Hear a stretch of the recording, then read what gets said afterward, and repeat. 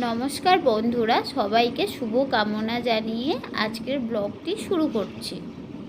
ঘড়ির কাঁটায় এখন 7:20। আমরা বেরিয়ে পড়লাম হাওড়া স্টেশনের উদ্দেশ্যে।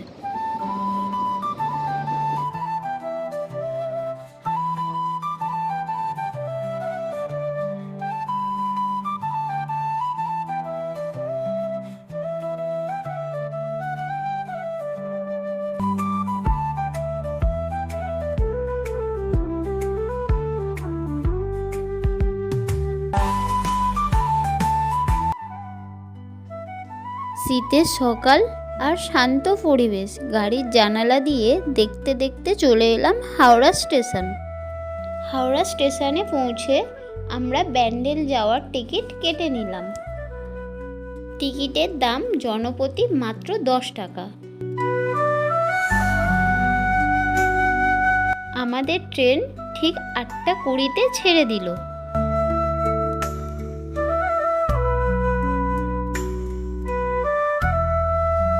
এখন ঘড়িতে বাজে 9:25। আমাদের গন্তব্য স্টেশন ব্যান্ডেল জংশনে অবশেষে পৌঁছে গেলাম। ট্রেন থেকে নেমে অটোতে করে এখন আমরা ব্যান্ডেল চার্চের দিকে যাচ্ছি। স্টেশন থেকে ব্যান্ডেল চার্চ পর্যন্ত অটোতে ভাড়া জনপ্রতি 20 টাকা। এখন আমরা এই গেট দিয়ে প্রবেশ করব চার্চের ভিতর। এই চার্চটির পুরো নাম হলো the basilica of the Holi রোজারি। পশ্চিমবঙ্গের প্রাচীনতম এই চার্চটি নির্মিত হয়েছিল 1599 থেকে 1660 খ্রিস্টাব্দ নাগাদ। তাহলে বন্ধুরা, চলুন চার্চের ভিতরটা ঘুরে দেখে আসা যাক।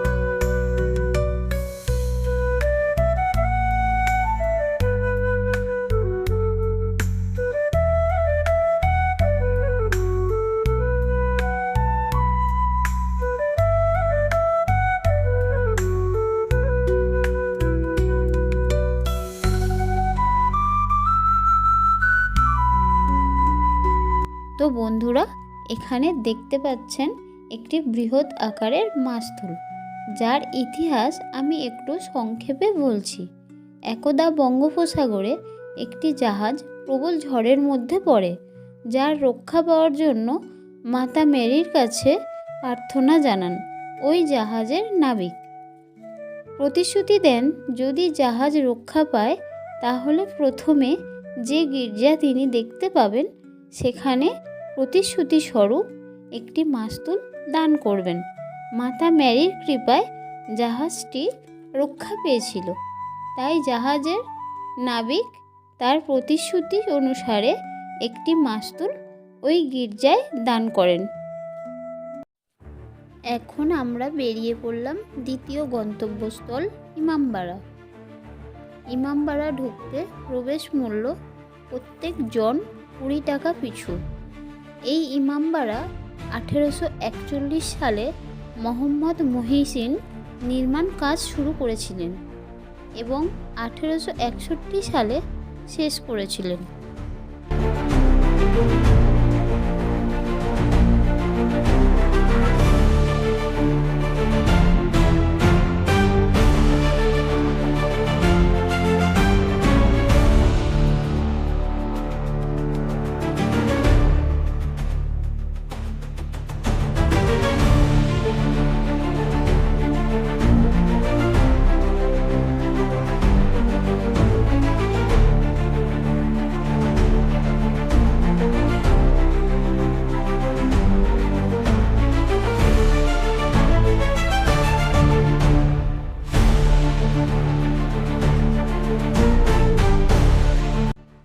এবার আমরা দেখে নেব সেই সূর্য ঘড়ি, যেটি ইমামবাড়ার পিছনের দিকে অবস্থিত আছে।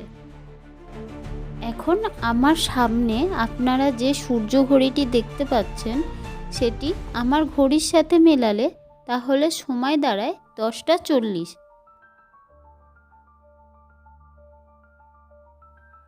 দূরে যে ব্রিজটি দেখতে পাচ্ছেন সেটি হলো জুবিলি ব্রিজ, যার নিচ দিয়ে বয়ে চলেছে ভাগীরথী বা হুগলি নদী।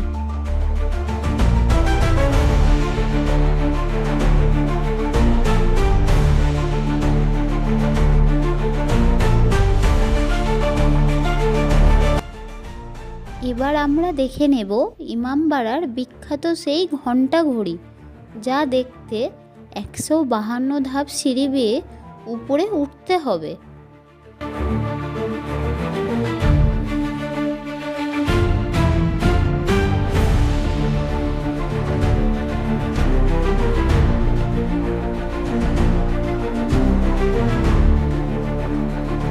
অবশেষে এসে পৌঁছালাম সেই ঘণ্টা ঘড়ির সামনে।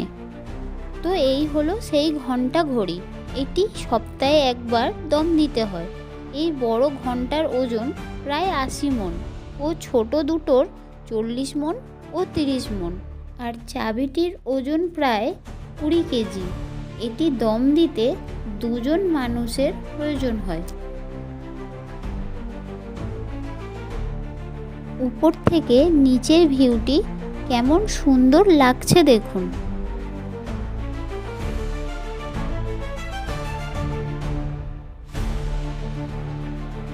তো বন্ধুরা, চলুন এবার আমাদের তৃতীয় গন্তব্যস্থল হলো হংসেশ্বরী মন্দির।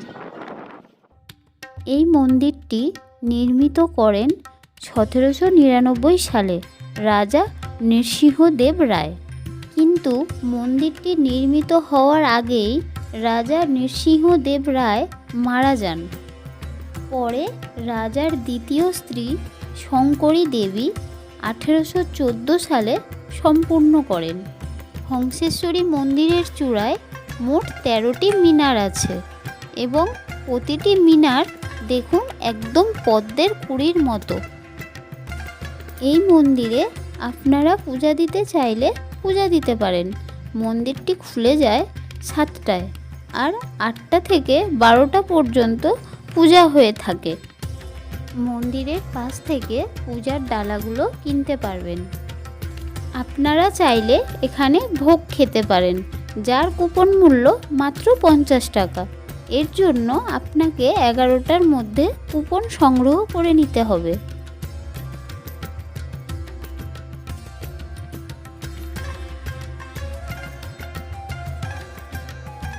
আর এই মন্দিরের পাশেই রয়েছে অনন্ত বাসুদেবের মন্দির। 1679 সালে নির্মিত করেন রাজা রামেশ্বর দত্ত। এই মন্দিরটি অসংখ্য টেরাকোটার কাজে নির্মিত।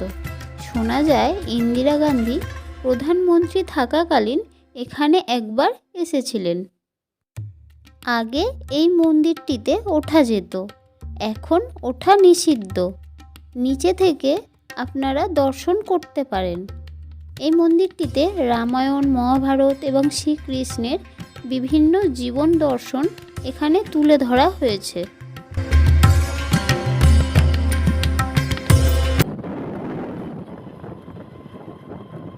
এবার আমাদের শেষ গন্তব্যস্থল লাহিড়ী বাবার আশ্রম।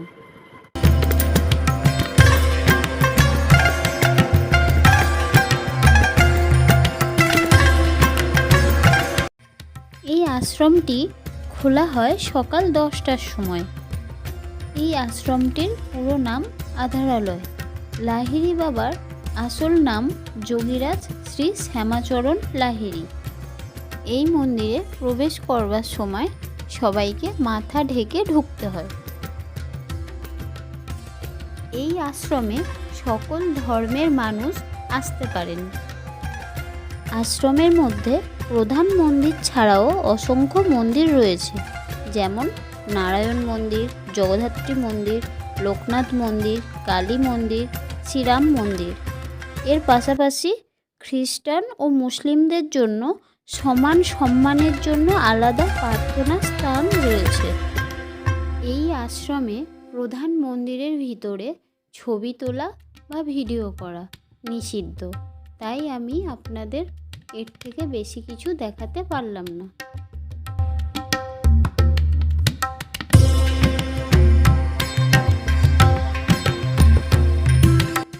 ঘন সবুজের মাঝখানে অবস্থিত এই বিশাল আশ্রমটি এক অপরূপ সৌন্দর্যের পরিপূর্ণ। যদি আপনারা ভোগ খেতে চান তাহলে 10টা থেকে 1টার মধ্যে কুপন সংগ্রহ করতে হবে। কুপন মূল্য 80 টাকা। তো বন্ধুরা, এই হলো আজকে আমার ব্যান্ডেল ভ্রমণ। আপনাদের যদি ভালো লেগে থাকে তাহলে আপনারাও এখানে ঘুরে যেতে পারেন।